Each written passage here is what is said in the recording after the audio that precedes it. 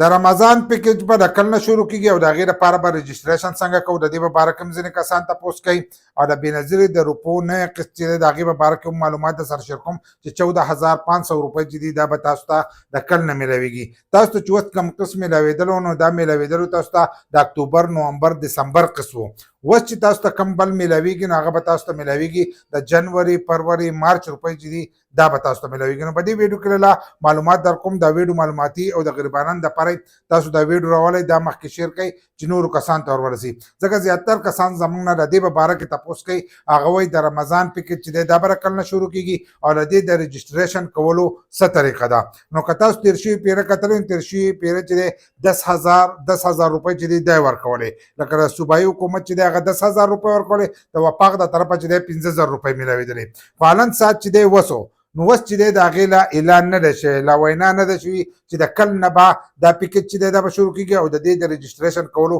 څه طریقه ده. موږ ته تر اوسه پورې داسې معلومات چې دي دا نه دي راغلي چې موږ ته راشي په هغې باندې به موږ ویډیو جوړو. زه چې اوس کوم ویډیو جوړوم نو په دې ټایم کې نه دي راغلي کېدای شي زه دا ویډیو کېدم موږ ته معلومات راشي د هغې نه وروسته چې دی په هغې باندې موږ ویډیو جوړه کړو خو تر اوسه پورې دا معلومات نه دي راغلي چې د هغې د رجسټریشن دغه طریقه ده او صوبایي حکومت دومره اعلان کړی دی یا دغه چې دی وفاق دومره اعلان نو د هغې موږ ته معلومات نشته الان ساعت موږ ته د هغې څه معلومات نه دي راغلي. خو د بېنظیرې د روپو نوی قسط چې دی د هغې په باره کې څه معلومات راغلي دي چې کم به تاسو ته 14,500 میلاویږي چې هغه به د جنوري فروری مارچ قسط د جنوري فروری مارچ قسط په ځینې کسان به چې موږ خو رازوړ نه دی راغستی نازوړ چې دی هغه تاسو راواخلئ لاړ شئ دا په دوکانونو کې میلاویږي نو تاسو خپلې روپۍ چې دی دا راواخلئ ځکه چې اوس به پسې نوی قسط چې دی دا پسې هم شروع کېږي. د هغو له طرفه معلومات دا راغلي چې دې ځل به دا قسط تاسو ته په روژه کې میلاویږي لکه کېدای شي که د روژې په 2مه 3مه یا په 4مه ورځ باندې چې دی دا قسط به شروع کېږي چې تاسو ته به 14,500 روپۍ چې دي دا به تاسو ته میلاویږي. نو دې ځل به تاسو ته په لنډو باندې دغه قسط چې دی